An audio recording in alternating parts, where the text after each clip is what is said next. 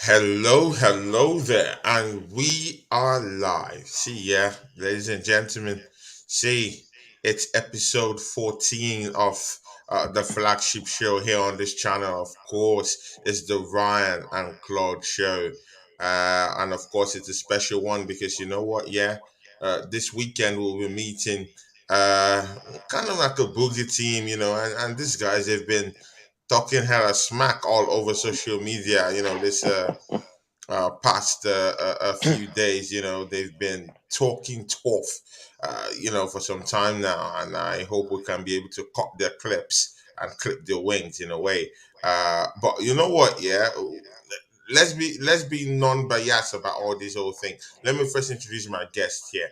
Of course, this is not a guest; he owns the show too. Uh, Ryan Maguire, my brother. You're welcome to the show, man.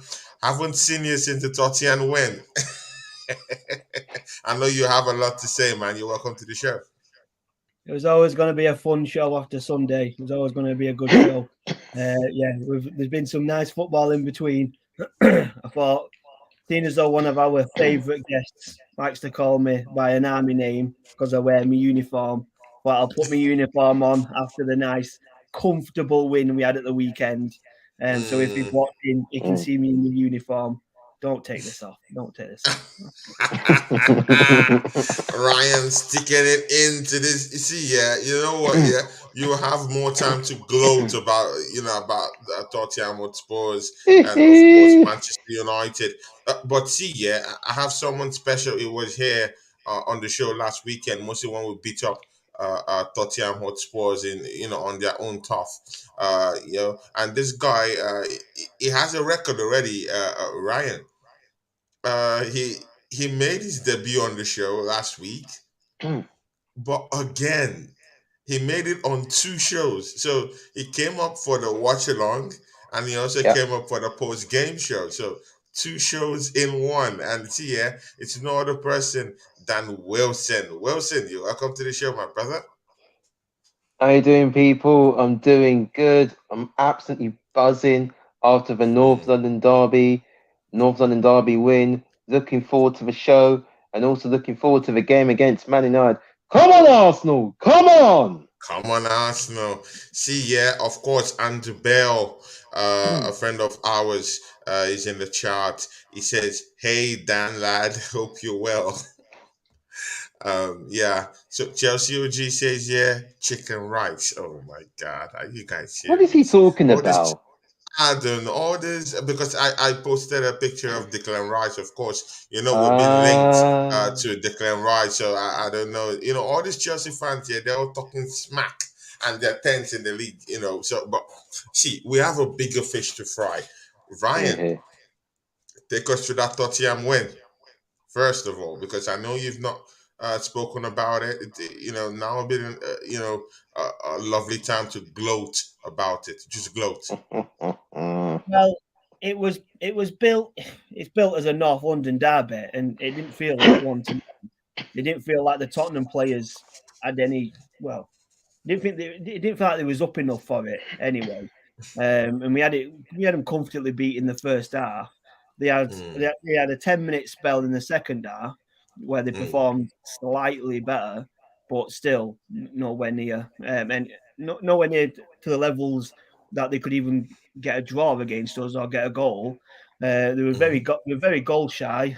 Son pretty much did hardly anything, but he's been very quiet this year. And not this season, this 2023, as in this year. And we're only a couple of weeks into it, to be honest. But he's been very quiet, and we kept him quiet again.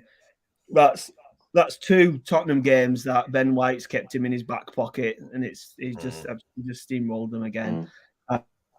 And it was a good performance and a quality goal from Odegaard, who just pops up every time. Oh, man. That goal was chilling, guys. Fantastic That goal. goal was chilling. That goal was Honestly, chilling. See, it's oof. just the perfect captain. It's performing when we need him to perform, and just standing up. He's been brilliant. As soon as he's been captain, he's been Mm. brilliant. Bear with me 2 seconds. Mm. Wilson. Just before Mm. Ram comes back into the play, yeah. Yeah. Arsenal, couple of months ago, even a year, 2 years. See, all these past years, let me just go way back. Arsenal have been plagued Mm. with captain issues. Mm. Odegaard has come in, cemented that captaincy to be his own, and is comfortable in it. And of course, Arsenal that have been on the back end of lots of drama, with our captaincy. Right now, we're just sitting pretty. Our captain is scoring goals. Our captain is leading from the front. It might not be the vocal person right now, not the most vocal person in the team, but hey, the captaincy is steady. The boys are playing. Isn't it? What you demand from your If captain. And apart from that, this guy in 36 games last season, in the whole of the 36 games last season, he scored 7 goals and five mm, assists. Do you know what? Now, in 19 games, let's say 18 games, let me say 18 games, he scored 8 goals, assisted in 5 this season in the Premiership. What do you have to say about about that fit right now, Wilson? I have to say, I feel like Odegaard is. I would say Odegaard is more determined. He's more determined. His drive, his attitude as well. His attitude is key. You've got to have a good attitude as well. And not only See, that, he's scoring goals, but his hmm, work rate. His hmm, work rate is immense. And some of the types of goals he's scoring is brilliant. And like he's not the most vocal of all people, but he is leading. He is like how can I say that? He is like he's he leading from like the front, yeah, right? exactly. He's leading from the front basically, and he looks a bit relaxed as well when he plays well. Even if when there's games that were going against us, Odegaard always finds something. He always Hmm, finds something, and he does something which really pleases me. It's not just Odegaard. I think Odegaard is benefiting from the team being united as well, because hmm, previous Arsenal sides would have totally broken down, and hmm. previous captains would have been in a strop. They would have threw their armbands down. Remember Nah. in 2008, William Gallas was in a strop. He was in a Oh, strop. He was distraught. Remember, Ryan, you remember that incident, right, I remember Ryan? that incident. It was an awful incident. Like a captain's meant to be keeping his cool. You know what I mean? Exactly, And exactly. then remember that Granit Xhaka was throwing, Granit Xhaka had some bad moments as well. And then he threw the Yeah. armband down. He got Mm. frustrated. I think it depends on how you behave as well as an individual, not just off the pitch, but on the pitch as well. That's But on the crucial pitch right as well, now. right? See, Ryan. Of course, you've heard what Wilson have just said. How important is Odegaard to our season? How important is this guy to this season? I've just given you his stats. This guy has actually met his stats halfway. What he got throughout last season is met it halfway this season already, and more is still to come. Yeah, Mm, it's flying. You can't you, you can't underput is exactly what he means to us at the minute. And I Mm, feel like his the way he's being captain is massively helped by the fact that we've got more than one leader now. We've got this. It looks like there's quite a few leaders on the pitch. So mm, like he yeah. seems a lot more vocal now than what he was, but he might not be the most vocal. But we've got more leaders. We've gone from a team with not one leader. Even the person wearing the captain's armband hasn't been a good leader in the past few years, and mm. now we've got there's two or three leaders on the pitch, so everyone's helping out. Do you know what I mean? And it's all working True. perfectly. But we wouldn't say we depend on him, but his influence on the team with him being captain and going forward, getting the assists, Mm. grabbing the goals that he scored, some of them are world is like it's massive. It's a It's massive player. massive, right? It's massive, right? It is. But see, Ryan, Ryan, I want to pick your brain on this. With this, yeah. Does a captain have to be? See, we're in a woke generation. If you're still living under a rock, keep living under a rock. But whatever, we're in a woke generation, whether we like it or not. There's certain attitudes you're not supposed to display in public. There's certain attitudes and certain things that have to be kept private. There's certain things that you would have to say, but it has to be toned down a bit. See, we're in a woke generation right now. Do you think Odegaard, it's your prototypical kind of captain? Captains before, not really before, because even these days, you need a very, very vocal captain in some cases. But of course, this guy is not the most vocal guy in the room. Uh, Do you think not being very vocal has helped Arsenal in any way? I don't think it's that. I just genuinely feel like we've got quite a few leaders, so he doesn't have to be that vocal. Do you know what I mean? But Yeah. I'm pretty sure they wouldn't have made him captain if he wasn't a big voice in the dressing room. So he must be a big voice in the dressing room. He's obviously massively popular. He's got to have a great football brain. Again, you wouldn't make him captain. He'll have the talks in the dressing rooms and maybe not as much on the pitch, but On the yeah, pitch. he doesn't look like you grab the game by the scruff of the neck kind of player, but he brings more to it than that, doesn't he? With his playing and with the way he plays and just how good he is on the ball and all that kind of On the stuff. ball. You've got the players like Xhaka, who can grab it by the scruff of the neck and got the big voice and all that. He can be a bit toned back. It's not it's not your Tony Adams kind of captain. Your big shout, your boomer captain. Your Patrick Vieira kicking everything out of everyone kind Kicking of. people with mortar kicks and You know all what I that mean? It's good not that kind stuff. of captain, no, but he's definitely a new generation captain. I know what you mean. Mm, mm. See, do you agree with that? Do you agree with Ron's take at Wilson? Absolutely. Do you think not being vocal in any way will come back to bite Arsenal in any way? Of course, we're winning um, now, so you can't really see the effect of that. But do you think when the chips are down, if one or two losses start creeping into that Arsenal team in any way, do you think he not being a vocal kind of captain will come back to haunt us in any way? Or do you um, think you're okay with the status quo? With what he brings to the table, he himself is actually a young player. Actually, he mm, can bridge that gap between the younger players and the older ones in that team. Older ones, I mean, I'm talking of more experienced players. Of course, Zaka is among that experienced bracket.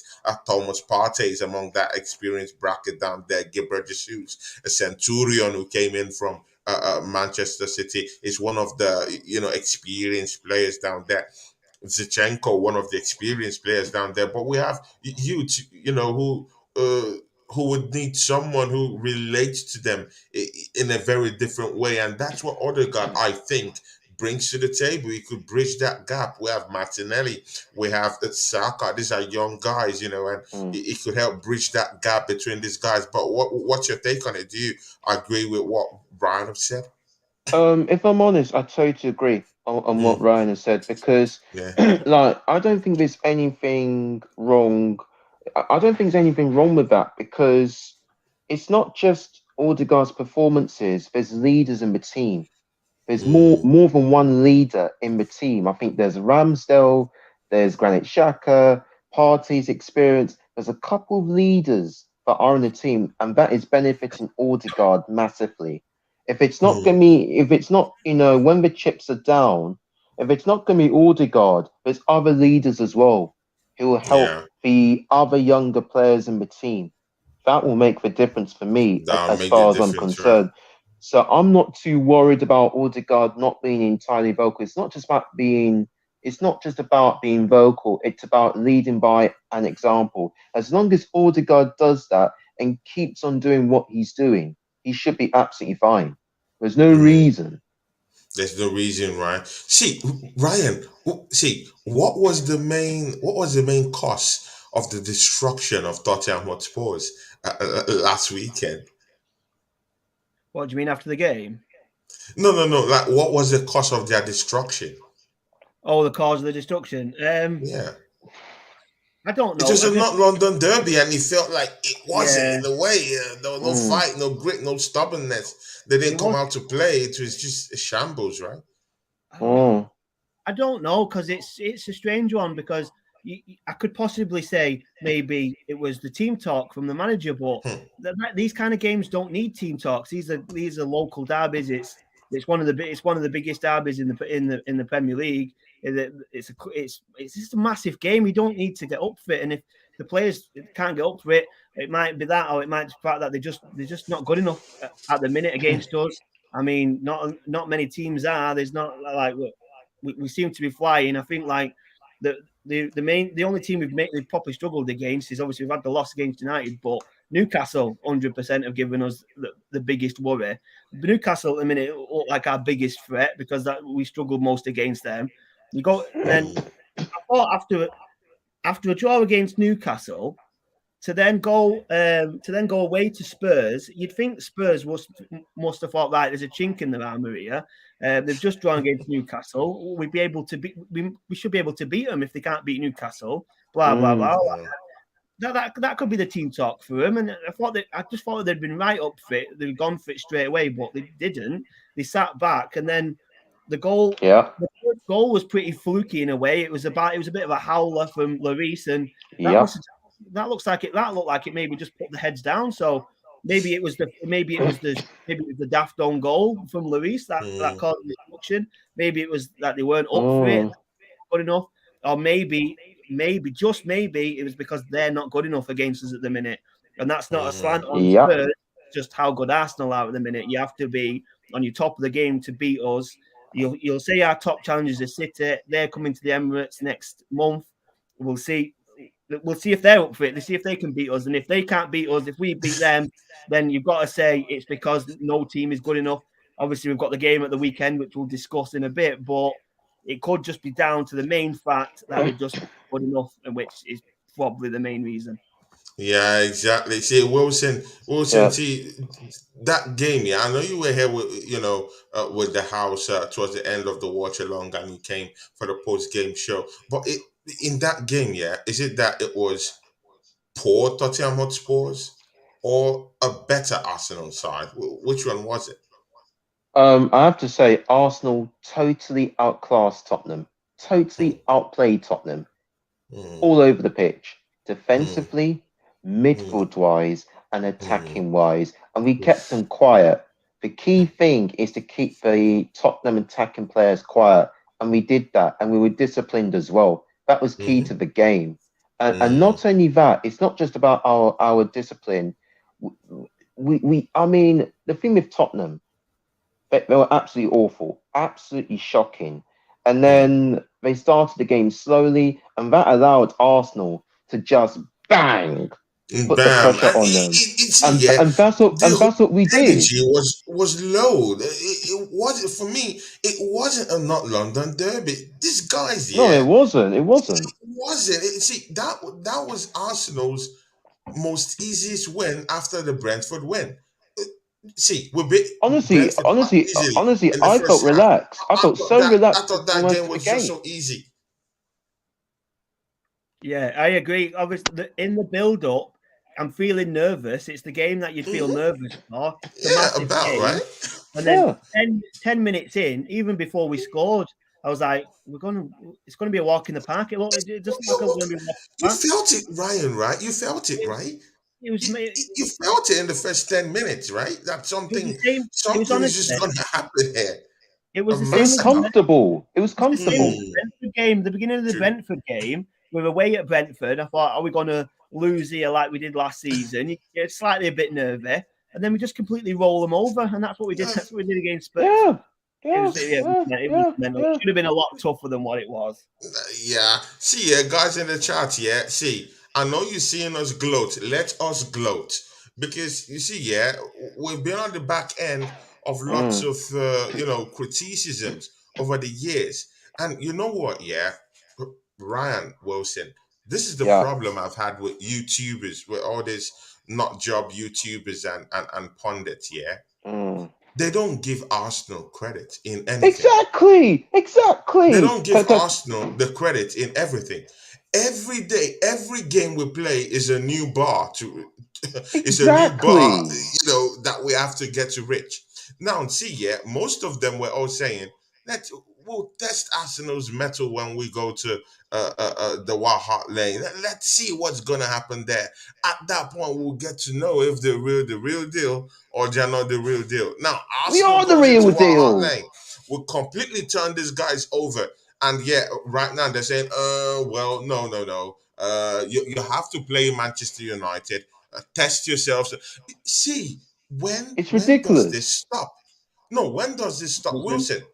of Doesn't. course, Ryan, you have to chime Yeah. in on that too. But Wilson, when does this stop? I, When I does tell this you what. bar? Yeah. All the teams are setting for Arsenal. When does it stop? When does it stop? I tell you what. I Why tell you can't they what, just take guys. us for the title Yeah. challenges, or for the title, for the title challenges that we are right now? It No feels like respect, double. nothing. I mean, first of all, it feels like double standards, man. When it comes to any other team, Mm. nobody brings up about it. When it's Arsenal, it's an absolute uproar. It's an uproar. And this pundit in particular, Gary Neville, he's getting Oh my my head in. God. And guess what he It's said? getting on my And, nerves. and guess what? He said that Arsenal will not win the league, but he thinks that Mm. Manchester United will finish above us. Really? Hasn't he forgotten, Really? right? How good we've been this season, right? We're top of the league. We're well clear of everybody else. We've been more consistent than anybody else. And for Gary Mm. Neville, of all pundits, to have the cheek to undermine Arsenal at each and every turn. And it's not just Gary Neville. There's pundits like Jim White and Simon Jordan, and all of them pundits are so bitter about Arsenal. Very I bitter. mean, come on, man. It's They can't embarrassing. stand it It's that we're top of the table. exactly, They exactly, can't Tony. stand it. They They hate can't it. stand Arsenal. I mean, the hate, the disrespect of Arsenal. It's becoming embarrassing now. It's Very embarrassing now. now. And Very. most of the pundits, yeah, think it's the same old Arsenal. It's not. It's not the same old Arsenal. Look at the way we're defending. Look at our midfield. I mean, look at the way we're performing and You scoring know what? goals. Yeah, we'll get Nah, into man, all it's those. embarrassing. We'll get into all those specifications.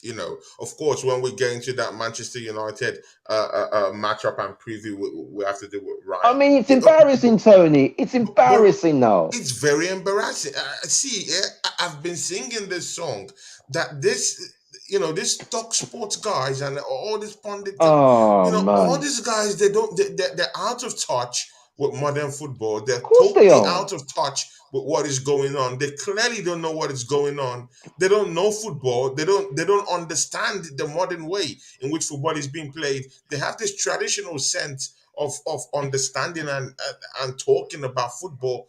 They're part of the matrix. They're part of that system, that deep-rooted system that don't know and understand anything about football. Only about their own teams. They're tribal. They don't care about the modernity of football and how football can transform, how football can change. They don't care. These guys are part of the problem. They are the matrix. See, Ryan Maguire, what do you have to say? How can Gary Neville, he sees we're top of that table. He sees we're doing well. He doesn't want to give us any props. He's saying we will lose. He's saying we will lose. Oh my He's a God. bitter You know man. what? He's a You bitter know what? Yeah, man. Ryan. You know what? Yeah, Gary Neville came out day before yesterday, and he said, I posted it on social media. I think you must have seen it. I've He seen said it anyway. I've seen it he said anyway. it's an absolute disgrace that Ben White tipped his fingers, showing the scores of the game Oh, to the man. Waha faithfuls. What's wrong with Tell me, that? in what alternate reality did Ben White commit a crime? And is that a disgrace from you? Because, bro, I want to know if I'm the one that's out of touch. Please let me know, Now, Ryan. Am I the one, now, or is Wilson the one that's out of touch with what's really going on? How now, Nah, was that man. a disgrace? now, whatever reality we're living in, that Ben White did that. How has got to be a completely different reality from the one that when Man United won at Liverpool, Gary Neville ran the full length of the pitch to the Liverpool fans and started giving it big uns in front of their fans. Proper ad-rolled them. So that's got to be two different realities, because Ben White can't put two fingers up and Gary Neville can't make any comment on that after what he did. It makes no sense. So that must be two different realities. And for Gary Neville's comment about United finishing above us. Oh my God. Jordan, I will join you for your predictions. We'll talk later on. Jordan, amen. Big up to you. We're in first. United are fourth currently. They're 9 points behind us. Yeah. Obviously, if it's a statement that in some world came true, you'd hold your hands up and say he must be the best pundit in the world to predict that, because there's no other fool's going to say that. No, oh my Lord. No other Premier League where a team is at top and the team in fourth is 9 points behind. No one would ever predict that they would finish above them in no other Premier League. I don't care who was at the top, barring possibly the Leicester one. But Leicester was never as clear as what we are. It was always a bit closer. It was very close, right? Yeah. Guys. Can I just say something for 1 second? But both of you will know this. There's clearly an agenda against Arsenal. It's obvious. It's as simple as that. I feel with Gary Neville. I don't feel an agenda. I just feel like he's biased. I think that's all it is. He's just very biased. He just hates our guts. This is honestly, I'm not a pundit person. I'm just not. I don't really like him. I tend to watch Match of the Day for the highlights. Then when the pundits are talking, I'm either not listening or I'm flicking in between, and then I put it back on. They're all very biased. You've got pundits like Alan Shearer. You've got pundits like Alan Shearer, who was all his career is smashed each way and every way by Arsenal, so he hates us. He was never the best striker, Thierry Henry, and he's got an agenda with us because of that. Danny Murphy played for Liverpool when they were garbage and we were winning, and he's got an agenda. He's biased against us for that. I just feel like Gary Neville was very biased towards United. He did say he'd prefer us to win the league, but obviously that's because he doesn't want Man City to win it. Again, more bias. So more bias, yeah. I think he's conflicting himself. Very biased, and he's obviously very stupid because it's a strange comment. Like I said, if it came true, then you'd say he was the absolute GOAT, but it's not going to come true, is it? And it's just a strange. It's a very strange comment. But see, Wilson, how in God's name is Ben White just tipping his fingers, showing the scores of the game? I just don't understand it. No, morally, how is that a disgrace? Because I want to understand this. I don't get it. I just cannot understand it. I mean, it's not a crime. It's not a crime. Every player does that, man. When other players do it, nobody talks about it. When it comes to Arsenal, there's absolute uproar. I don't understand it. Oh, come on, man. It's just becoming more of a joke right now. It's becoming embarrassing. All these other clubs can celebrate a win. They can celebrate a win. They can have lap of honor, bring their wives and their concubines into the field, have good lap of honor and good kisses and touches on the field. But Arsenal can't be able to breathe, to show the scores. Bro, I don't understand. It's embarrassing, man. It's embarrassing. What is this? It's embarrassing, Tony. It's embarrassing, Tony. It really is. I mean, I think. Do you know why they're doing this? Because they're running scared, guys. They're running scared because they're running scared because they know deep down that Arsenal are the best in the league at the moment, but they don't want to say it. They don't want to say it because they're running scared. You know what? Facts. We're going to that next topic that, someone has to say it. And trust me, if I've worked with someone down here for a long time, he doesn't shy away from saying the truth. Ram Maguire, I'm very sure he will, he will paint it all over their face right now. See, Ryan, it's Manchester. No other team than Manchester come Sunday. But Ryan, this Manchester United guys, They're talking hello smack everywhere. If while I was at work today and just playing with my phone, during break time and stuff like that, bro, everywhere these guys are talking. They're talking bullocks, man. They're just talking tough bro. Complete utter bullocks everywhere, and the confidence with which these guys are spewing these lies and this Ryan, Manchester United coming to the Emirates. These guys haven't beaten us in the Emirates since 2019, January actually. Let's be factual. January 2019 was the last time they beat us at home, 4 my years. brother. Nearly And 4 do you know years. what? And do you know what? Since that 2019, yeah, Ryan, I put all these stats in my head. I have stats like bullets running through my head, right? You're a stat man. Yeah, Ryan, yeah.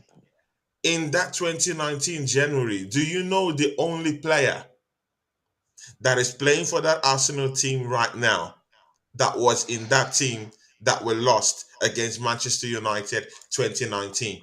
Exactly 4 years now. I honestly don't know, but I would guess at Granit Xhaka. It's only Granit Xhaka. Yeah. We had Socrates at the heart of our defense at the time, and the saboteur, Koscielny, that was at the back at the time.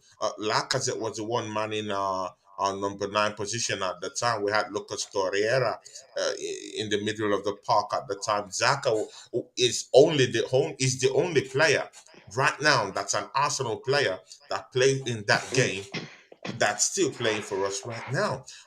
Our team has completely changed. We have a completely different back four. We have a beast right now named Benjamin White. And Thomas Partey, he's a beast as well. Bro, let's don't even go to Thomas Partey. That's a different fish in the pond, right? Yeah, let's don't even go there. Let's save the best for the last, right? Good. Because when you eat rice or when you eat all these good meals, you leave the steak, for the last, right, Ryan?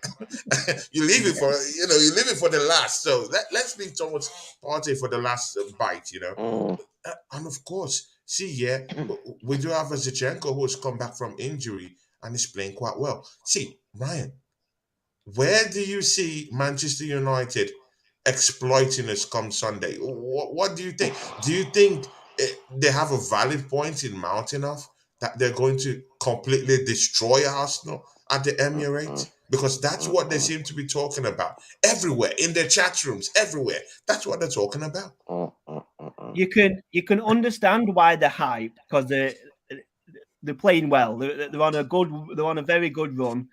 Everything seems to be clicking for them, so they're very positive. I can get the confidence is skyrocketed, just the same as ours is. They might be playing very well, so are we. Do you know what I mean? It'll be a very good game. I can 100% see why they're confident, but it's a game that we need to win, especially after losing there unjustly. But that's that's neither here nor there. But yeah, we definitely need to beat them. But I think we've got a key battle in the centre of the park. Casemiro versus Partey will be that'll be a tasty one, right? That'll be a very tasty one, right? Yeah, because it's the two best defensive midfielders in the league at the minute. Yeah, I agree with that. They're both performing very well.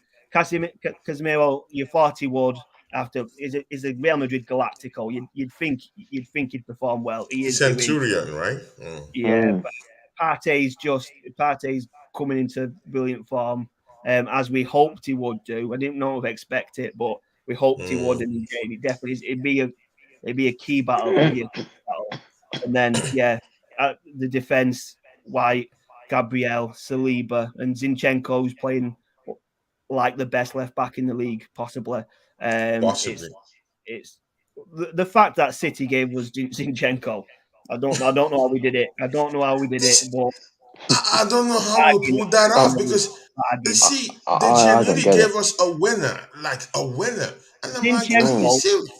Zinchenko cost us as much as Reguilon cost Spurs Just think about that. Just let that sink in. 25 million. Spurs. What? 25 million, I think. Shevchenko costs around 25 million or something like that. That's what I mean. I think regular It came in Spurs cheap. even less. It's It even came less. in cheap, very cheap.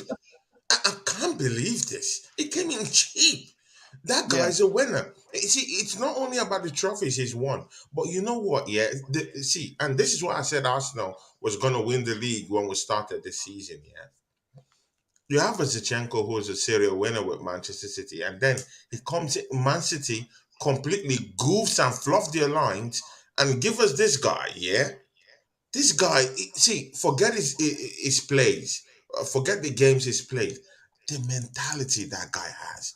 Have you seen that guy on the bench? What he does on the bench? He's doing lots of shouting. Man. He's doing lots of gesturing. He's doing lots of, these haymakers that could make those Look at his boys like, passion. I want to win. Look I his want to win. passion.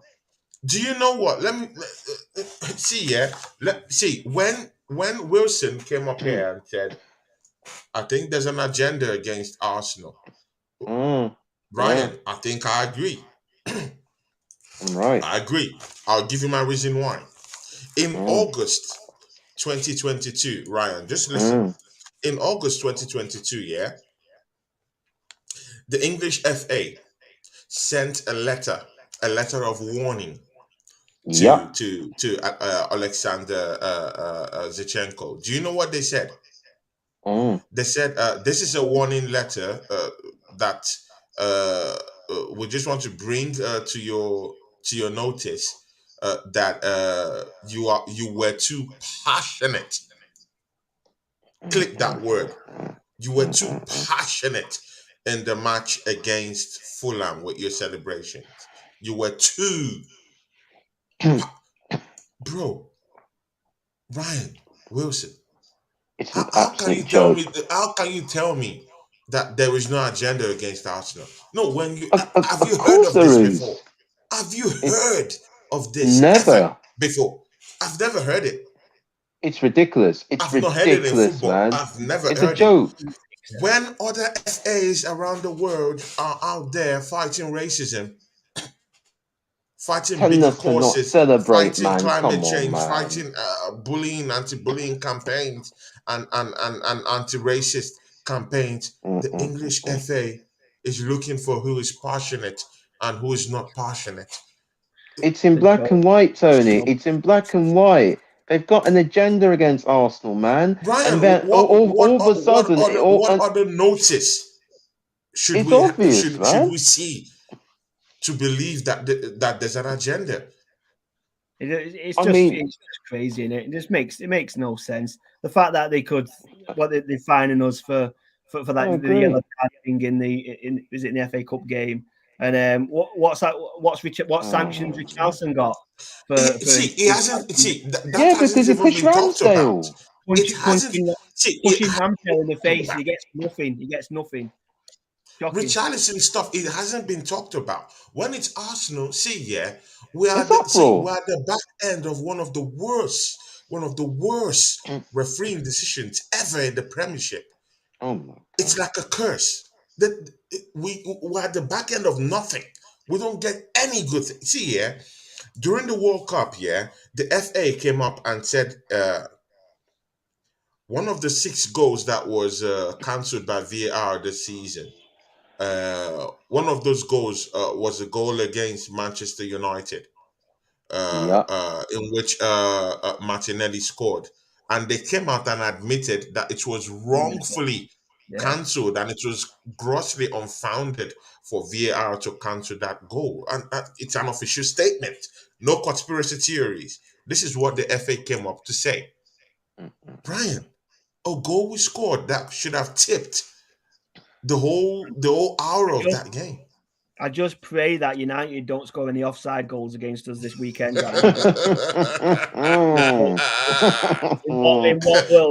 what world that gets given? Ryan, the Matrix might come after you, my brother. They might come after you, man. Yeah, you're opening can of worms now, man. If that happens on Sunday, I might just give up. I don't want. Oh man, I'll be fuming. I'll be fuming if they score against like Oh that my against God. us on Sunday. I'll Pray be for my fuming. TV if that happens. Pray for my TV if that happens. Oh my God. Okay, Oh god. Wilson. See, Manchester United. Do you think these guys, yeah, can monster up any surprises against us come Sunday? What are the technicalities involved in it? Do you see any way they can get a result at the Emirates? What do you I think? mean, I have to say, I said this before and I say it again.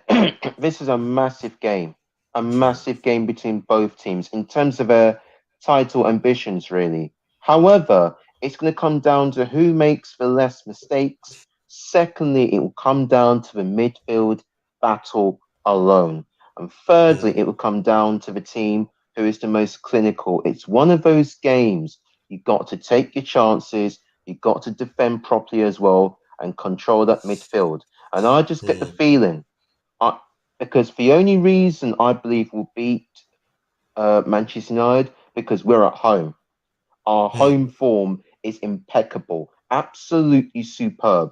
Like, I mean, there's no reason why we should be fearing Manchester United. There's no mm, reason. And do you know what, Tony?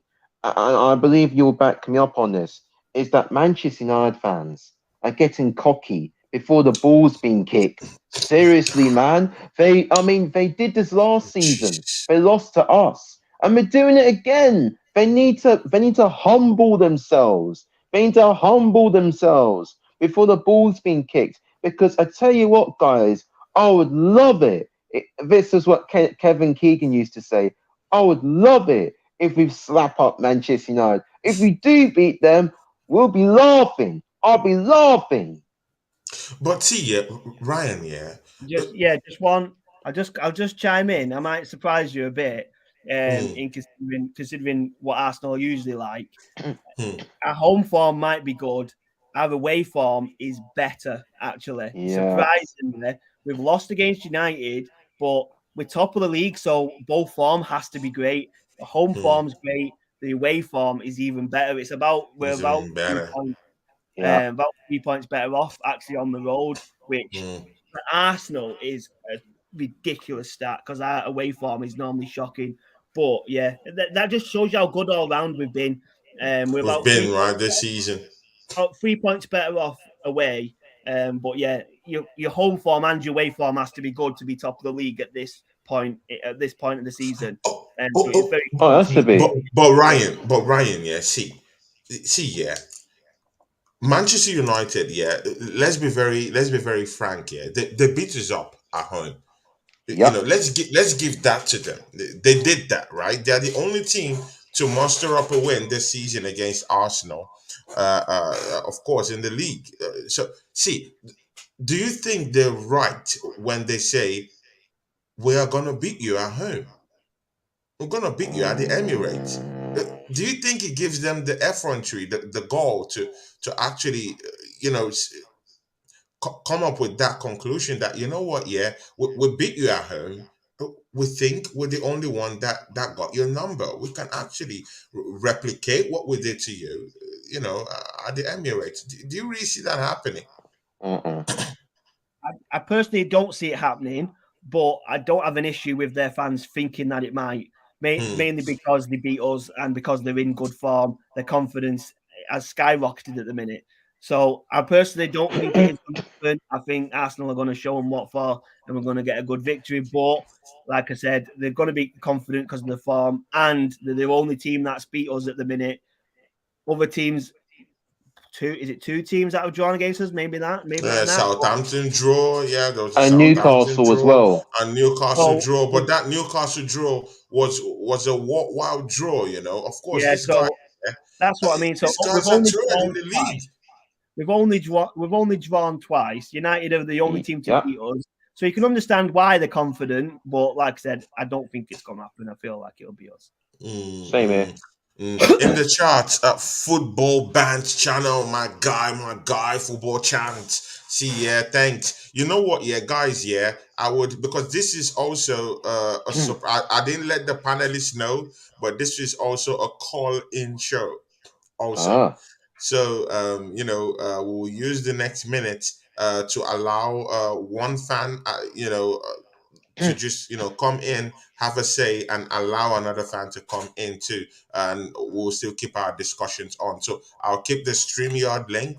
I'll put it in the charts right now. You can call in, and I would accept you and just have your say. What do you think is going to happen between Arsenal and Manchester United? The links is in the chart.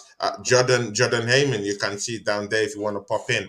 My good friend Baz is Mm. here also. My very, very good, he's a Liverpool fan, but he's a lovely friend to me. He's here, he just crept into the chart. It says blessings panel. It Hey. says here, hey GPT, can I join in? Yes, you can join in. Uh, but you just only have to have your say and let the panelists just do their jobs too. So yeah, Amy Baba says here, I think the sports game wasn't edging for us. The game should have produced more goals from both teams. Ramsdale was outstanding to keep us on. um, But I see do. here, Oh, sorry. okay, yeah, Oh, you wanted to say something? Yeah. yeah, I just need to say something. I do. I mean, Arsenal were totally dominant. We should have scored more goals. If I'm honest with you, we should have scored like 4 or 5. We were that dominant. And Ramsdale, he was so calm, and his presence yet again, and he made crucial saves at crucial times when you Mm, needed him. So I totally yeah. agree on what you said, Emmy, and we deserve the win. Simple as that, really. Good and okay. Our Yeah, first person to come into the calling show is Jordan Heyman. Jordan Heyman, you're Hey. welcome to the show, Jordan. What's up, guys? What's up? Congrats on you guys, North London Derby victory over Spurs. As I Mm, did 3-0, but it's 2-0. Big up on yourself. Smash. yeah, I do not like Red Devils. yeah. Guys, Ryan, Jordan Heyman is actually from Jamaica. Is a friend. He follows Ah. us quite well. Yeah, he's from Jamaica. He follows us quite well. He's a Liverpool fan anyway. But again, he loves, to just watch how we do our own stuff here. He likes this channel. He's always here. When every other person is gone, he's always here with us. No, come rain, come sun. He follows me to other channels too. So one of these days, he'll be coming into the channel to talk with us, and he'll be very friendly with us here. But Jordan, before you go, yeah, because of course many people are in the chat too. Chris Moss will have to have your say on what you think about the Manchester United match. JPT, you can call in too. See, Jordan, amen. This is a simple question, yeah. What do you think will happen against Manchester United when we face them? Well, they don't have Cristiano Ronaldo anymore. So the guys Mm. can have a chance to have Martin Odegaard, captain and leader. He's a game changer. And Gabriel Martinelli. We know that the guys lost Gabriel Jesus, but I know you Mm, guys nearly get Mudryk, but he's at Chelsea, but that should never happen. But I know you guys can do it. Beat Man United, and I know you guys have a FA Cup come up against Man City on next week Friday, so that will be looking good. And I want you guys to win. Emil Smith Rowe to score.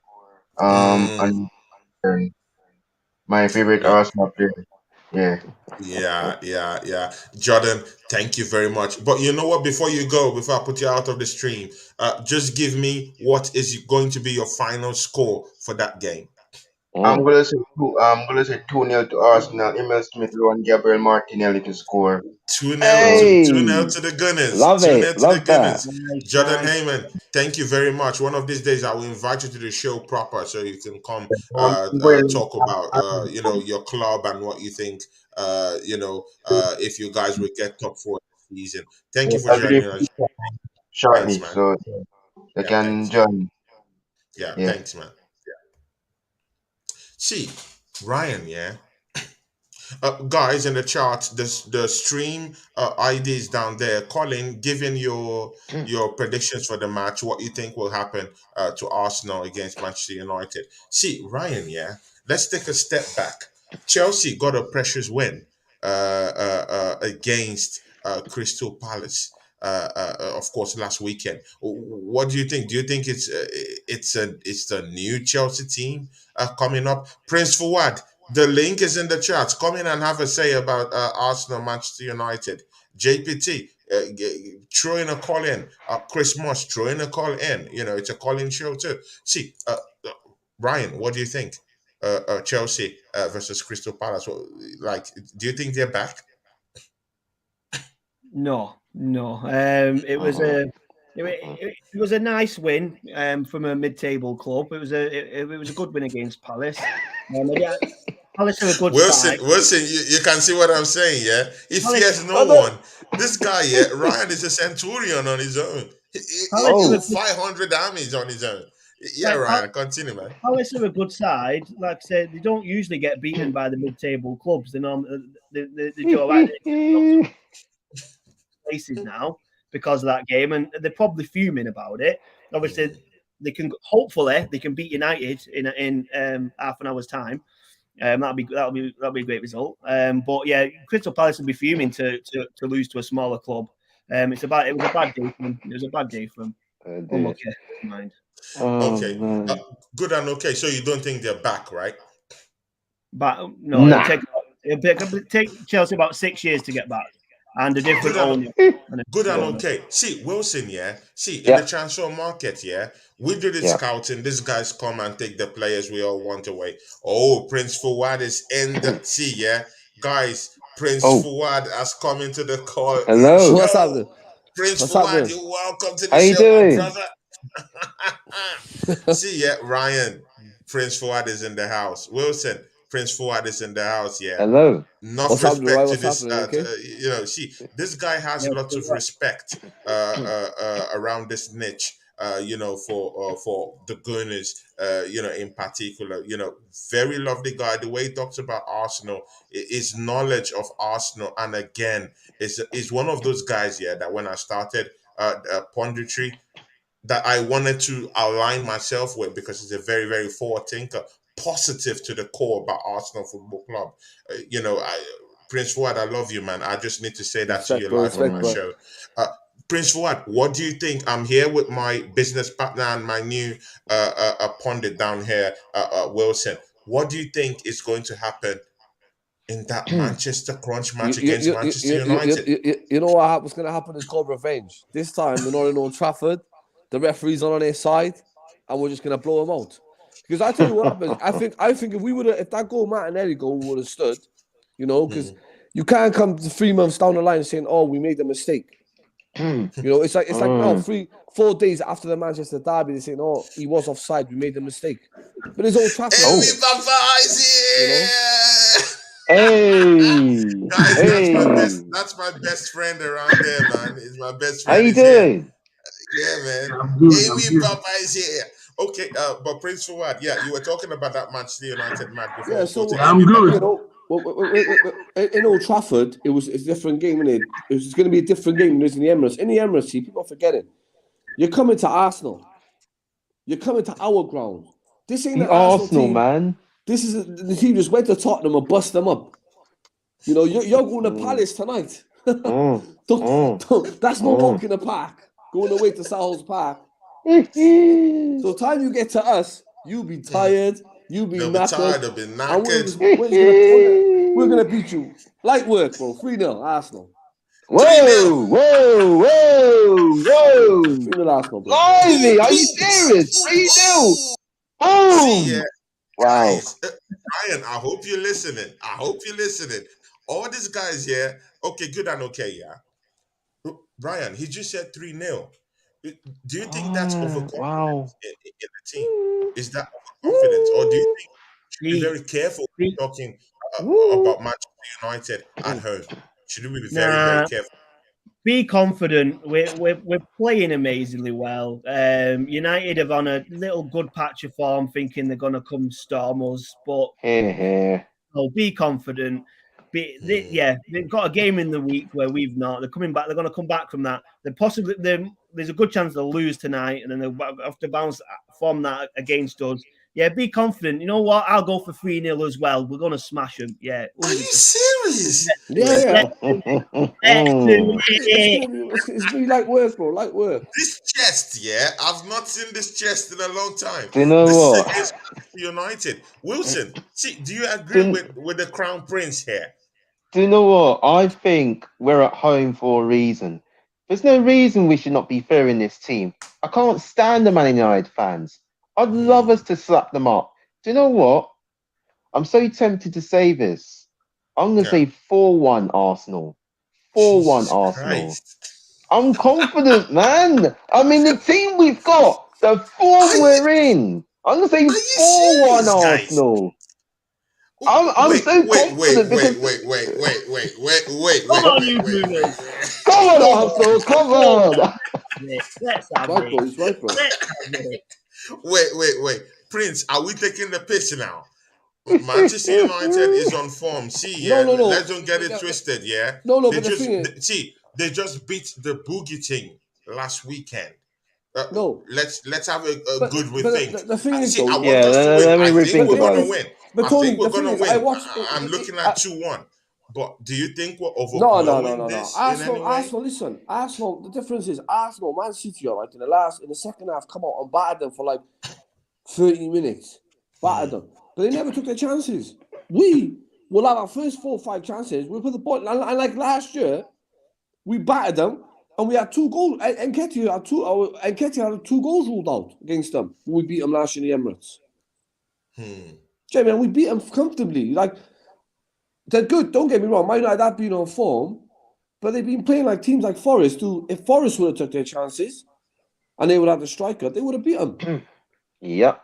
When you come against Arsenal and you think you're gonna we let them have chances, we're gonna put the ball in the net.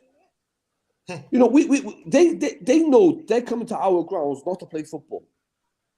If they come out against us, no chance. You know, they come out against us in Old Trafford and they could and we hit them on a counter 1-0, but it was ruled off for nothing.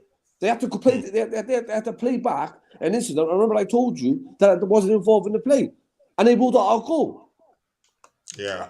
You know, that's the only way they beat us. They never really beat us, and like, oh, they outplayed us. They smoked us in the last. I'll say in the last 20 minutes. Yeah, they give us a bit of a beating because what we did is we just went all out for the goal, and they just hit us on the counter. So we played into their hands. But that's not gonna happen in the Emirates. Are you mad, bro? Arsenal will batter them. Okay, Yeah, no, we battered them, but in the last 20 minutes, I think, Tony, we played in their hands to make them look good. Yeah, that's true. That's true. You got But a see, point. Ryan, part of what has helped Arsenal this season is the way we play, and the way we play, I mean, keeping that high line. See, in as much as that tactics has come in for lots of criticism in terms of Mikel Arteta, and of course what all these pundits and YouTubers love to say, we keep a high line, we do this, we do that. Yeah, that high line is also a blessing and it's also a curse at the same time, because when you meet teams that are very, very tactical and can just or have pacey wingers who can just catch you on the break, keeping that high line it's a risk factor, so it's high risk, high reward. Do you think Arsenal should tinker with the way we're going to approach that match? Because Manchester United is the only team to beat us this season. We kept up deadly high line with them at Old Trafford. Do you think Mikel Arteta should tweak it a little bit, or we should say, what you know what this is the tactics that has helped us mold these teams this season? We should keep it, focus on our football, and replicate the same thing. Do you think that's the way we should be looking at it? Keep a high line. Do you think so? It's a tough question because I'm sure it's a question that's going to be plaguing Mikel. But I wouldn't change it because I don't think there's a reason to change it. The big teams we've played, i.e. the Spurs game, Liverpool game, we didn't change the system and it worked for us. So I personally wouldn't change it. If you're changing the formation and or you're changing the way you play, that showing that you're worried? Is that showing that you're that you think you might lose or you're going to struggle. That it might be sending out a bit of a vibe, but I think we should just crack on the way we are because it's working for us now. It's got us where we are. Yeah, like Fuad said, I mean, we possibly lost the last game because of the disallowed goal. We definitely gave goals away at the end because we were going for broke when we were losing, and that's what you want them to do. It's what you not expect. Don't want to concede, but that's what you want them to do. You want them to be throwing the kitchen sink, and then if United scored another goal, it doesn't really matter because it was 2-1. So that one extra goal, it's the same result. It's 3 points and none. So it doesn't really make that much of an effect. It's just one more goal. So you expect them to 100% go for it. So yeah, like I'd stick with it. I wouldn't twist. You stick with it, right? Good and okay. Yeah. Before I come to you, Wilson, because I have a special question for you. It's just you that will tackle that question for me. But I'll go to Prince Fuad. Prince Fuad, take a cue from what Brian have said. Do you think we should keep that highlight? See, yeah, I know for me, it's a blessing and a curse. The curse in because Manchester United beat us with that same high line. Do you think Mikel Arteta should accord a certain kind of respect for Ten Hag because of what he's achieved this season? With Manchester United and how he's turned it around. Mind you, Ten Hag beat up Manchester City last weekend. Let's don't take anything away from Manchester United. And again, they're our boogie team. They're the only team to truncate our invincibility this season. See, should Mikel Arteta take it sparingly, keep the high line in a way that I don't like sometimes or tweak it a bit? What do you think we should do? I don't think when we're on attack we play the high line, but then when we lose the ball, we actually drop quite. We don't drop too deep, but we do like. I don't know how it is. Like you see, Zinchenko was sliding into the middle. Most of the time, when we played United, we were just working on our style of play. But Arsenal, we don't. Everyone thinks we don't. We do play a high line, but it's not bad as people say. Like we stay there. We don't play a high line for 90 minutes. We just. It's the formation we play that just confuses people because when they think they're playing a high line, and what happens is Silva drops back. Gabriel drops back and Zinchenko will just drop into the middle. But I've seen our defenders keep very, very dangerous high lines. And most times, Zinchenko has been a culprit in that. It goes in to help in the midfield. It carries that ball. It drifts along the, from the back four. It drifts towards the left, and sometimes it cuts in deep into the midfield when keeping that high line. But I've also noticed that it has one or two mistakes in him. It could just, leave out the ball in a way and lose the ball, and his recovery isn't really the best. Zinchenko. So I don't know. Should we be very wary about this? Because trust me, Ten Hag is a very, very deep. That's the problem. Mikel found that out in the last match. You're missing the point, Tony. See, you're going back. You're going back. Mikel found out the last match. You're going back. Mikel learns. All right, like last year. Look what happened last year. Everyone was saying, "Oh, wait, when he plays on Conte, he doubled. He did a double over Conte. When he plays at United this time, Arteta will get his tactics right and we'll beat him comfortably. I'm confident, bro. I'm not even sweating about him, to be honest with you. Good and okay. See, Mr. Wilson, this is very simple, yeah. I want to go into the statistics of Manchester United. I got to shoot off, right, bro? Yeah, thanks for boiling into the show, man. Big up to you, man. I'll talk to you soon. Yeah. Guys, the calling number is down there. Come in and have a say on what you think about Arsenal facing Manchester United. We still have more 26 minutes. It's a 1 hour, 30-minute show just before we go to watch the other match with Crystal Palace and Manchester United. Guys, please do try calling to the show. See, Wilson, Manchester United, they've put in about 29, 27 goals this season. they've shipped in a whooping 21 goals this season. So we're not looking at a team that have their back four really intact, So they've been at the back end of, kind of questionable in a way, And again, they're coming up against one of the best pound for pound defensive team and offensive team, creating a balance in the league. We've just conceded 14 goals this season. That's good. Arsenal is balancing their goal scoring prowess, with a good back four and a good defensive mechanism and back four to show for that. We've just conceded 14. That's the second best defensive record in the league. Just beyond Newcastle, who have just gone behind in terms of goals. They've shipped in just 11 goals this season. Of course, Eddie Howe knows how to arrange his team in a way, and of course, they play very, very good defensive football. But that's a different poison altogether. We're talking of Manchester United. They've shipped in goals this season, 21 goals. Arsenal, great defensive play. Manchester United haven't really scored lots of goals. I've told you, 27 goals this 27 goals this season in the Premiership. Nothing too desirable in any way in about 19 games. See, do you think Manchester United should be scared of Arsenal's goal scoring prowess? Which put in 42 goals this season. Four shy of Manchester City. Manchester City have put in 46 goals this season. Four. We're just 4 goals. Can you believe it?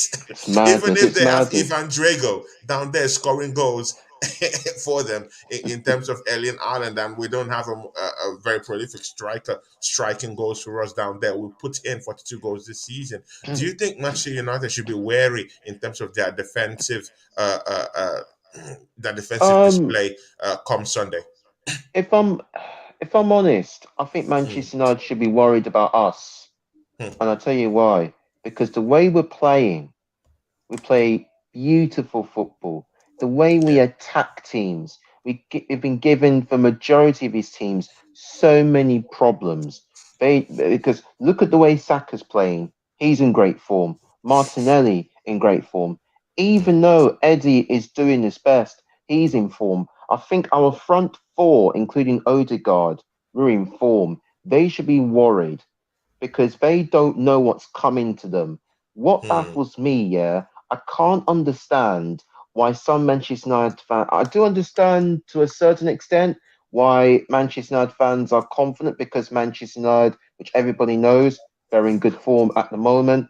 However, I get the feeling with Manchester United defensively, they could become unstuck simply because our attack will give them a lot of problems.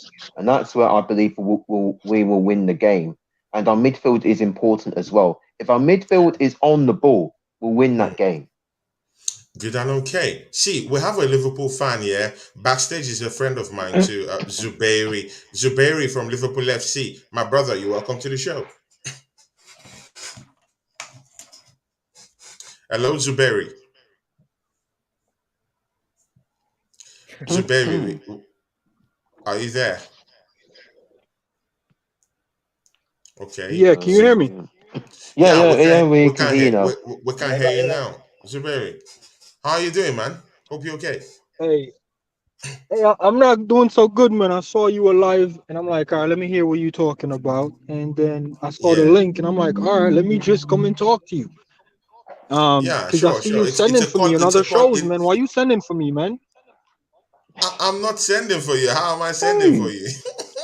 No, I see you in the comments as well, you know what I'm saying, sending for me and stuff like that, saying I'm hiding from you and all this good stuff, man.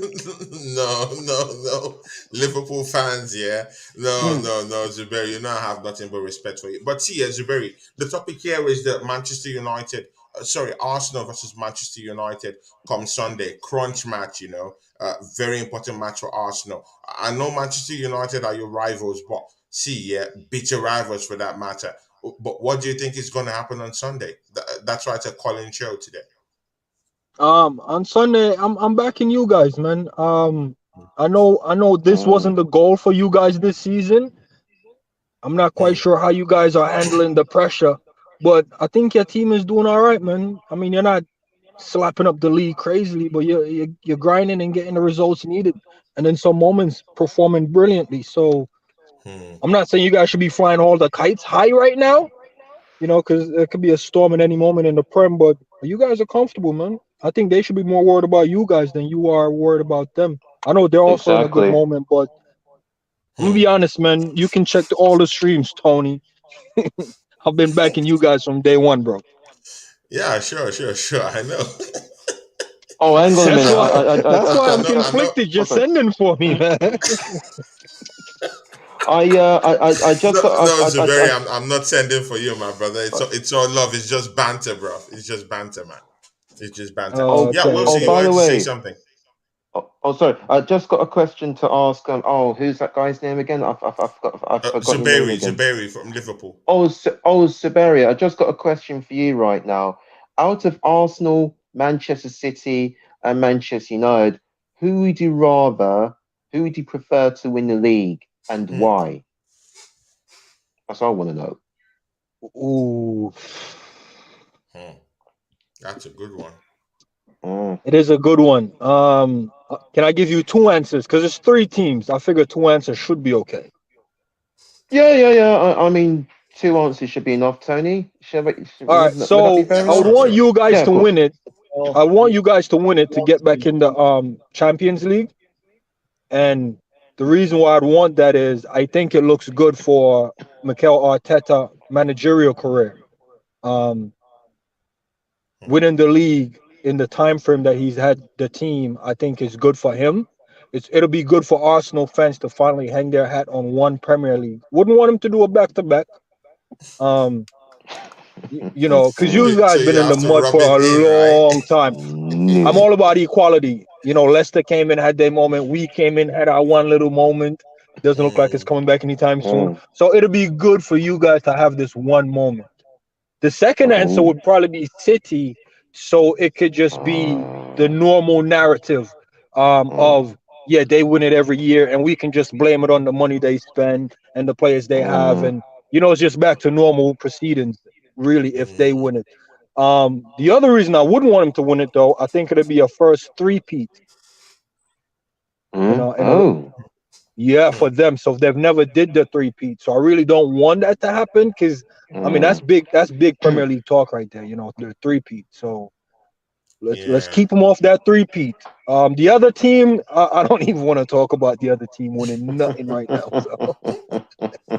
Ryan, you wanted to say something, Ryan?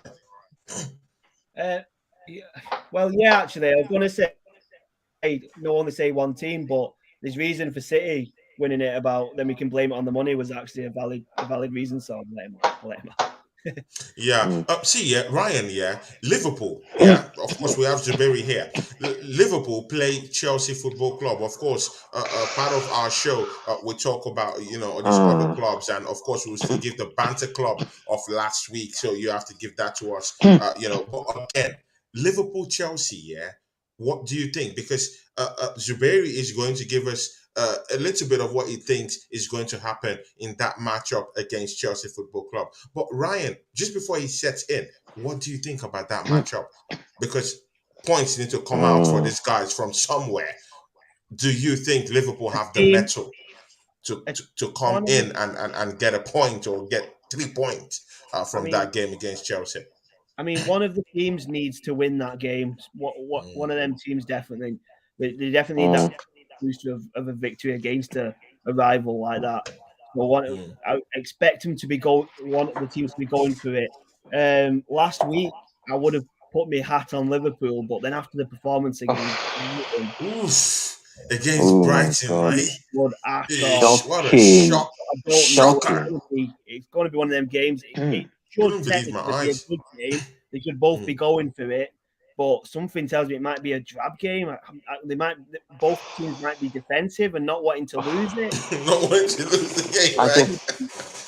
Hopefully they go for it because one of them teams needs to win that game to get some confidence to turn the season around. And I'd prefer it to be Liverpool. I would have thought it would have been Liverpool, but like I said, after the weekend's performance, now I'm not sure. It's football. Any team can win on the day. You just have to See, yeah, guys, yeah, please go to Ron Maguire Gunner TV and go and subscribe to that channel right now. If you're still here, of course, you know we started this channel together. So go to his channel, and of course, it doesn't have lots of things there, but very soon he'll be Yeah. putting lots of If stuff you're in. interested in a channel with zero content, get on there, get subscribed. You'll love it. Just go there and actually go there and put some stuff down there. More See, content on the way. Content's on the way. Don't worry. But Zuberi, at the minute, Zuberi, you don't want any Zuberi, Yeah. edits. Zuberi. In short notice, in a quick way, Liverpool Chelsea Football Club on I think on Saturday. I think it's Saturday. I have a watch along for that match. What do you think is going to happen, Zuberi? All right. So what I think is going to happen is, I don't know, but the best way I can break it down for all the people in the chat and the panel is this way. We're in the middle of winter here in America. One team had all the wood in the fire, but it's burned out. That's Liverpool, and it's cold. Chelsea, they got some new wood, but they pile it up on the fire. So the fire haven't really blazed up yet. So we don't know where the heat is coming from. So we don't know if the new wood is gonna blaze up in a big fire, or the old fire that's waning down is gonna get like a last minute spark up and drive some heat again. So that's actually the scenario. Liverpool, a fire that says burn out. That's deep, man. That's deep. Yeah, I'm telling you, man. So I had to drop it here. Liverpool is a fire that burned out already. Never know if an ember can spark up again. And Chelsea, they got a small fire, but they got a lot of new wood on that fire. So, they can stifle the flame, or it can just blaze bright. We never know. That's what we at right now. Okay, good. What will be the final score in that? What will be your prediction? Do you think Liverpool can still nick it? Nah, I think recent history with Liverpool and Chelsea is usually stalemate. So I think both fire will just go out and we'll just both freeze up. It could even be a 0-0 draw. Man, but Liverpool have to start getting the wins. The wins have to come from somewhere. You can't tell me a team that went through a quartet of competitions last season in which they were, in the running to win a quartet of trophies last season is completely dead, done, and buried. Come on.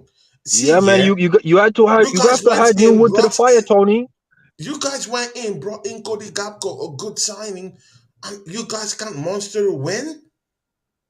See, it's Tony, shocking, man. It's shocking. It is. Let me stick to the analogy.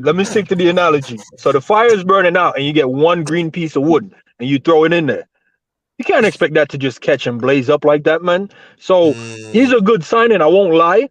But bro, I'm telling you, the pieces around him, the pieces in the midfield, it's just ashes, bro. You can't burn ashes. You know what I'm saying? You're right. We need a win, but look at the way we win against Wolves. Look at the previous result. You don't even have to watch the game. Just look at the previous result of the first game in the FA Cup, bro. That was a Wolves B team. Manhandled us. Look at Brighton. I mean, they're in good moments, but bro, the team this season is what I've been trying to tell these guys about, Tony. They don't listen to me over there. You know what I'm saying? So I have to come over here and let you guys know what's going on inside, bro. Inside, it's done, man. It's done. Thanks, man. The loyalty thing is stifling us. Yeah, there's no legs, but you know what? I just wanted to make sure you wasn't sending for me, man. No. Of course, I'm not sending for you, man. Come on, bro. That's all banter, because when you guys win the league, I have a clip I'm gonna send to you. All right. Good. Please send all those gifts. I need them, man. All right. And last question: is there any one of your peoples that's nervous about this season? Are you guys nervous at all? We all have gooners here. I don't think anyone is nervous. Anthony might be a little bit nervous in a way. See, guys, welcome to the show, Anthony. Welcome to the show, Anthony, our good friend and a channel member of this channel, man. Anthony, welcome to the show.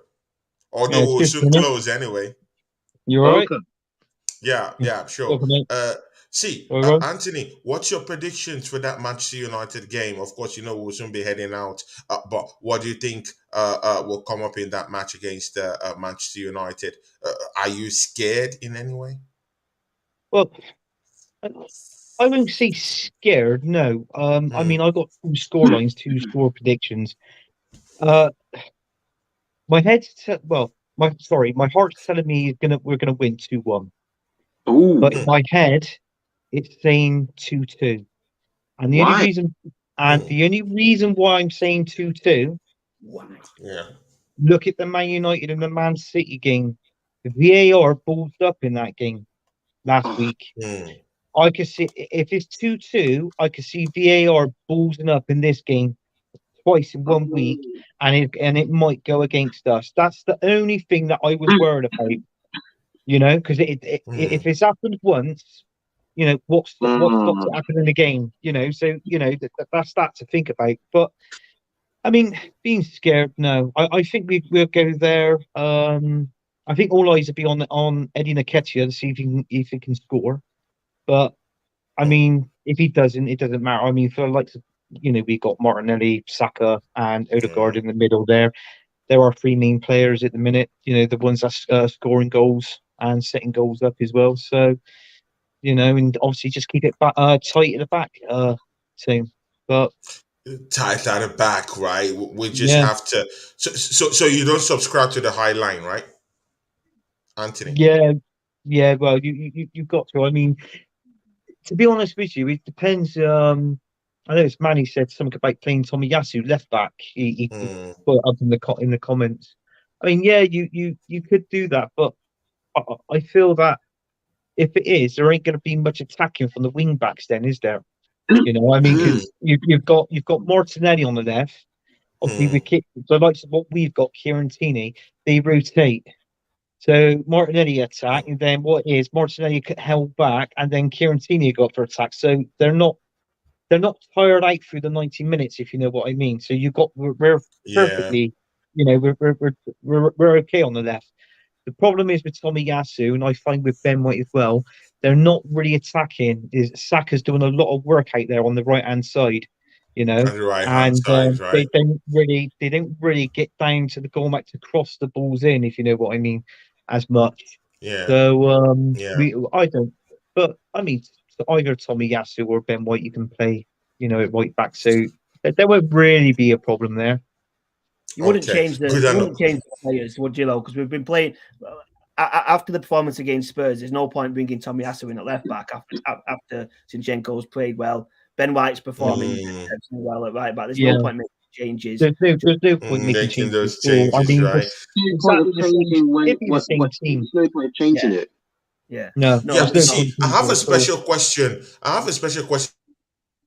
The nketiah is the only striker we got, right now, but I will reserve that question until after I ask Wilson, because of course, Wilson, Wilson, Yeah. look at football hairstylist. Is a new member of ours.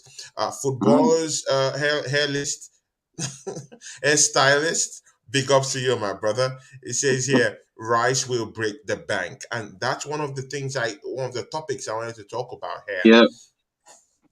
It's going to Arsenal cost a lot have of been money. linked. Arsenal have been linked with an 80 million pounder bid in the summer to bring in DeclanRice from West Ham. See, what do you think about that signing? Do you think we should start looking inwards and start bringing in English Tell you players? what. Someone that knows the league, someone that, I've been with the best, of the league, that know what the league is all about. Someone that would not come in and say, "Hey, I want to adapt to this league." We want someone that will come in and say, "You know what? Yeah, I want to lay claim to that crown that Thomas Partey have right now. I want to come in and slot it in the midfield and hit the ground running. At the same time, I'm coming into the club." Do you think Arsenal can pull this transfer, off? And secondly, even if he does come to appease the fans for losing that Mudryk signing, do you think DeclanRice is what Arsenal I is tell you screaming for? what. I tell you what, Rice will cost a lot of money, but However, there's one thing that we can all agree on. One, his Premier League experience. Two, he's a very good player. He's a very good player. In my view, he deserves to go to a bigger team like Arsenal. He would be perfect. It's not just he'll be a very good signing.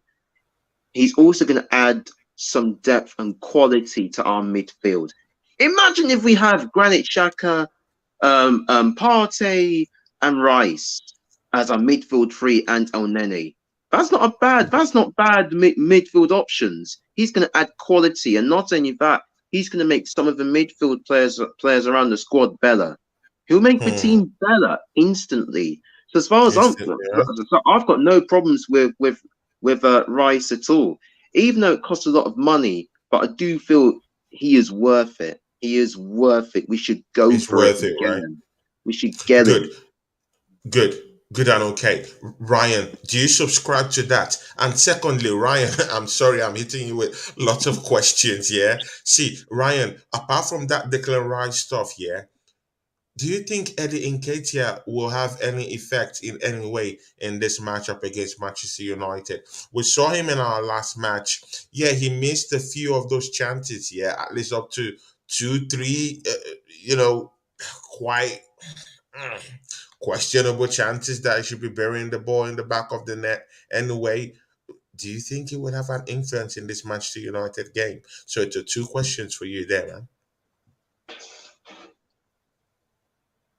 I'll start again. Right. So we know Nketiah is not the world-class striker that we want, but let's just get that out of the way. Yeah, we'll get that. We'll slide that under the carpet. But you can't fault the guy's work rate. He works his socks off. He puts in a proper shift. He put in a really good shift against Tottenham. He does. Not as skillful as Jesus, but he's put in the work in that Jesus was doing. So that's what we were applauding Jesus for that. Jesus wasn't getting the goals that we hoped he was going to get, but he was still putting in the work, and that's what Nketiah is doing. So I feel like he'll put the work in. There's definitely a goal in him. Like he can pop up in any game and get a goal. So he can definitely put a stamp on it. If he will or will not, we'll just have to see. We'll just have to see how it goes. And on the Rice debate, Rice is a quality player. Don't get me wrong, he's a quality player. If we can make that kind of addition to the team, that would be great, and it show that we're ambitious. I'll say, Rice is pretty established. He's 24, so he started at West Ham as a teenager. He's been playing pretty much 90 minutes for West Ham since he was a teenager. We've got a teenager who's very similar to Declan Rice in Charlie Patino. So if we missed out on Declan Rice, but we were bringing Patino through, that won't worry me. I feel like Patino will grow into that Declan Rice kind of player. So if we can't get Rice, but we can see Patino coming through, I won't be bothered either way. But if we did sign Declan Rice, it would be a good statement. And just to sign one player that Chelsea didn't sign would be a good one as well.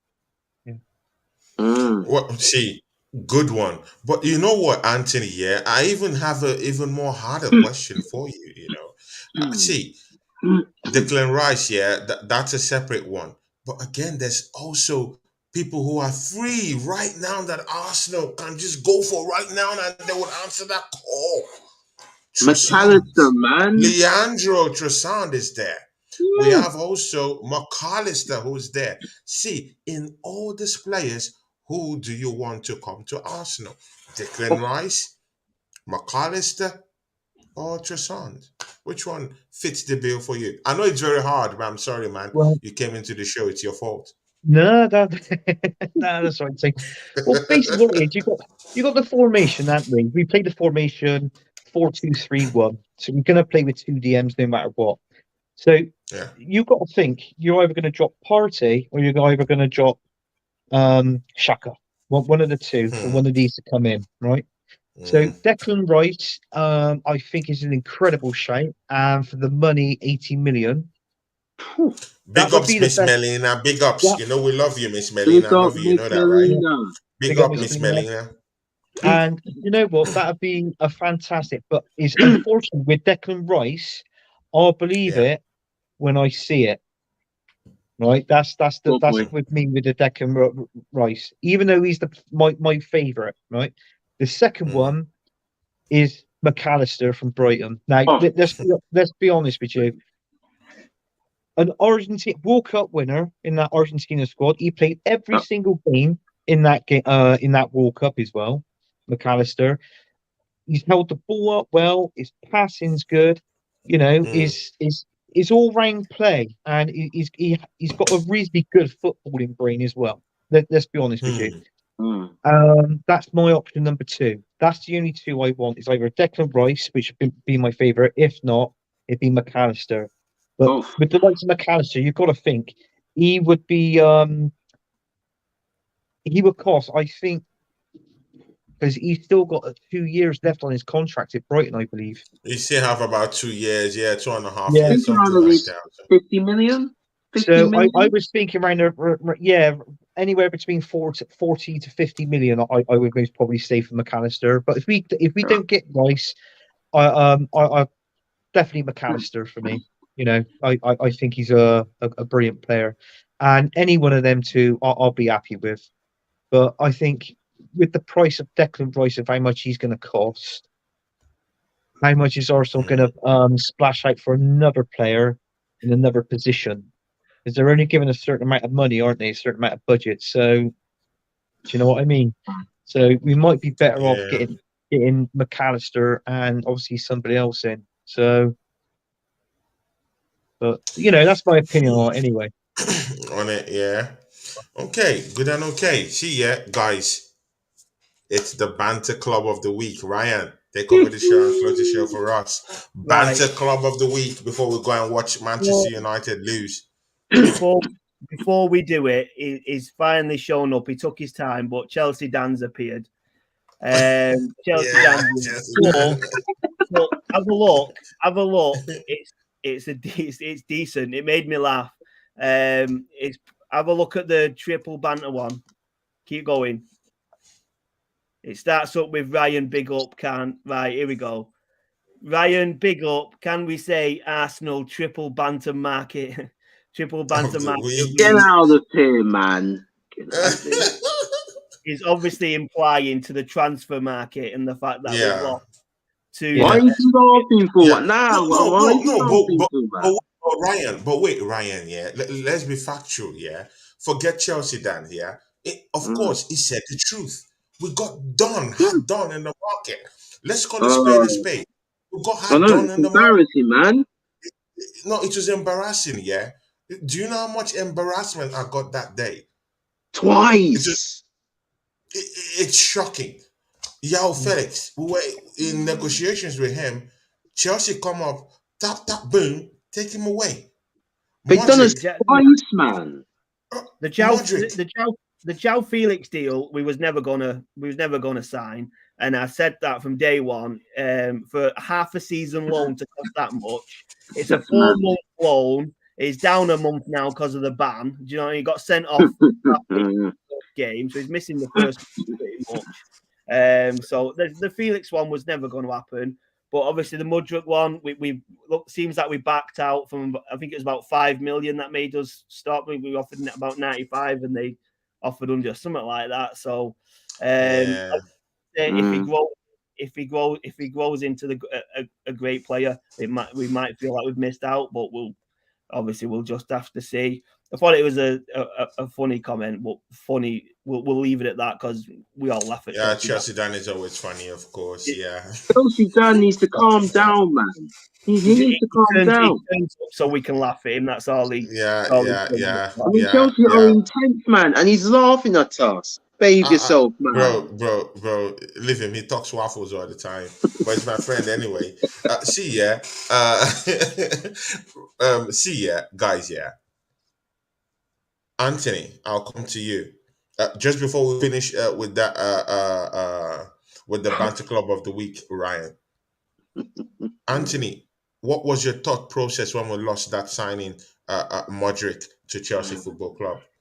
Just quickly, so that we can go to I just want to know your emotional stance at the time when you woke up and saw breaking news, Mudryk to Yeah. Chelsea.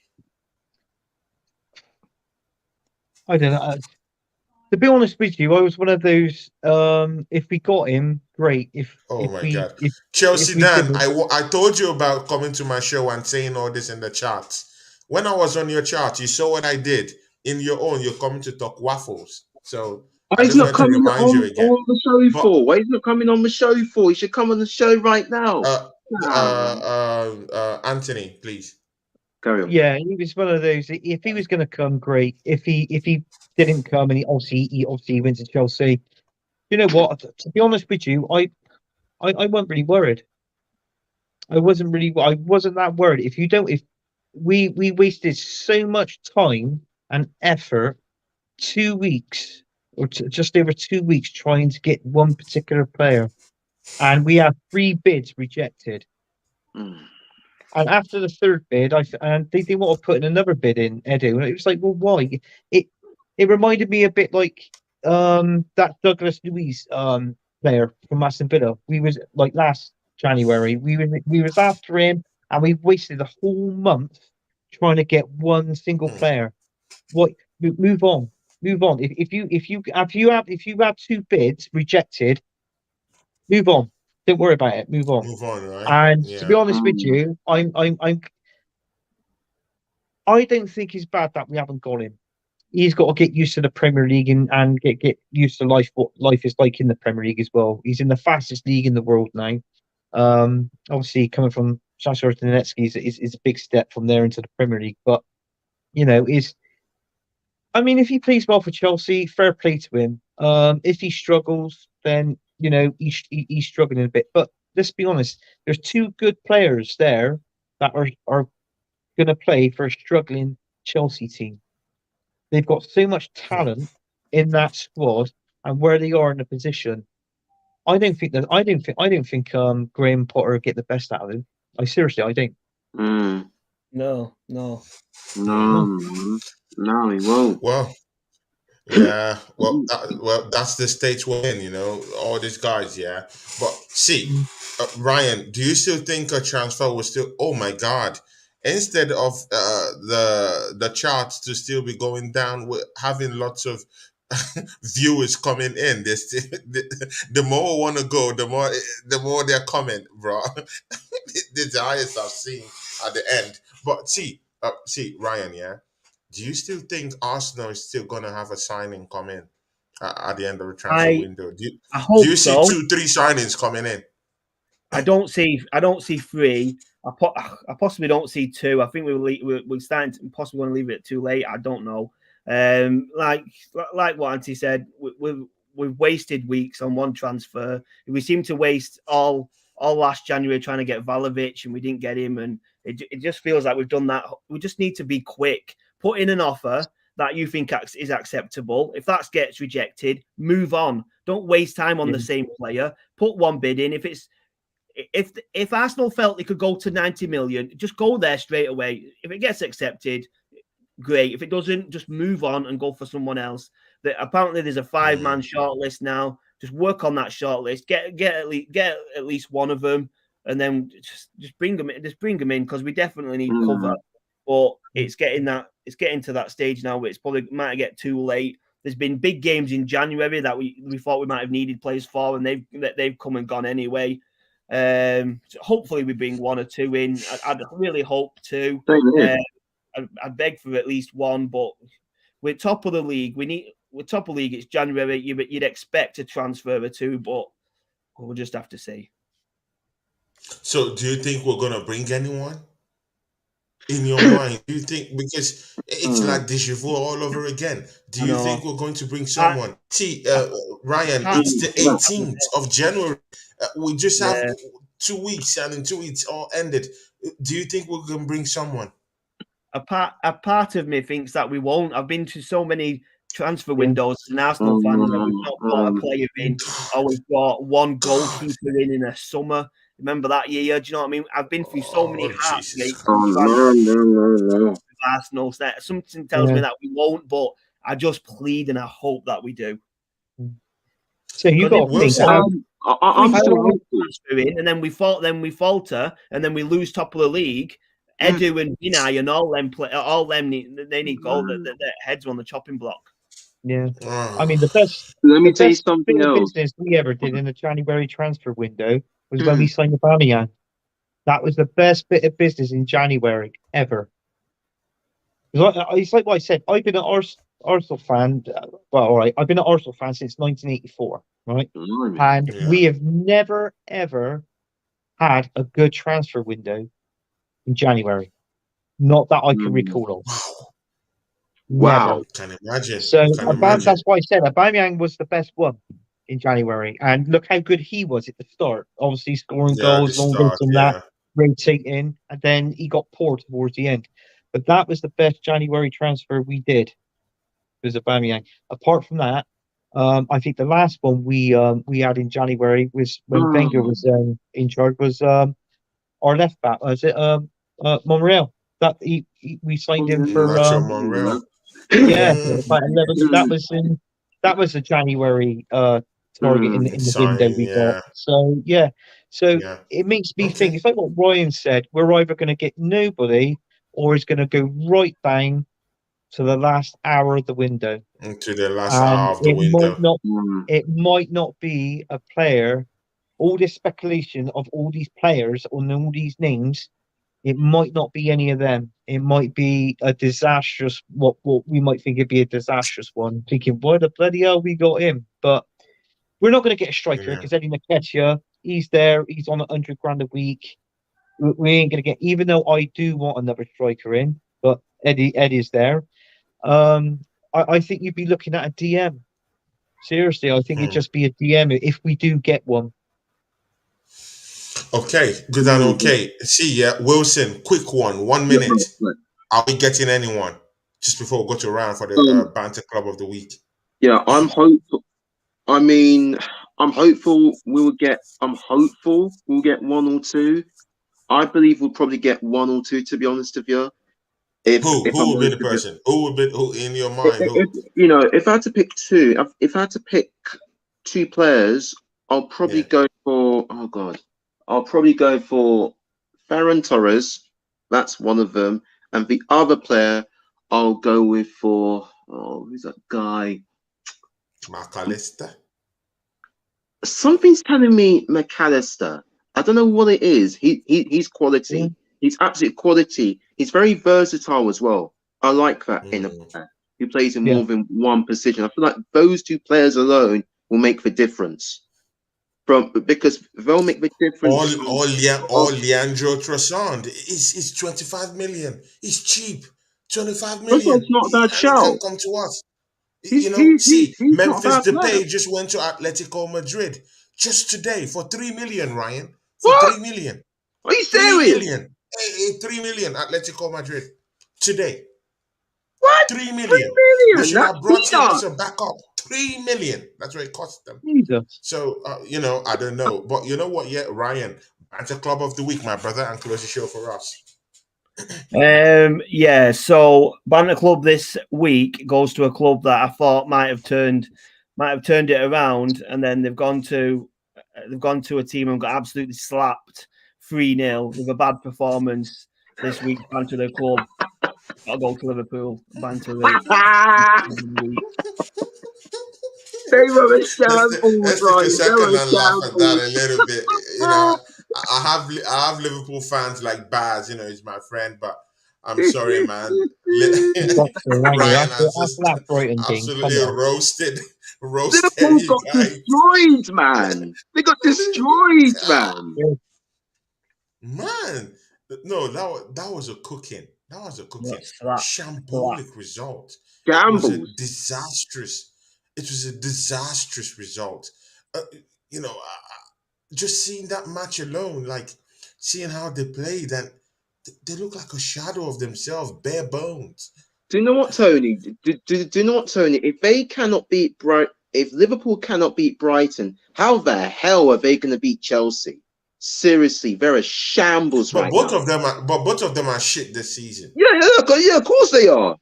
both of them are shit this season, so you can say anyone can cancel each other. But anyway, that's it. Yeah, Brian, close the show for us, man. Let's go home and let's go watch Crystal Palace and Vieira do a favor for Arsenal. Yeah, hopefully, hopefully we'll see that. Closing statement: Brighton are about 3 places above Chelsea. They're a miles better. They're a miles better squad. So Liverpool might probably find it a bit easier against Chelsea. But anyway, like we always say, everyone that's tuned in, everyone that's watched, everyone that's comment, likes, and subscribes, God bless you all. We love you. Thanks for being here. Yeah. Anthony, thanks for coming to the show, man. It's nice to see you here, and I hope to do something with you on Friday from Gooners from all corners. If you guys are popping in, if you guys are not gonna have anything there, then you can come to the show here. We can do something with some Manchester United fans. Wilson, thank you for coming to the show, and Ryan, you're the best, man. Thanks very much for popping in, man. And guys, I would see you guys tomorrow with Deji. Deji Scores is coming to the show tomorrow, so join us tomorrow, and let's just do our thing tomorrow. Big ups, everyone.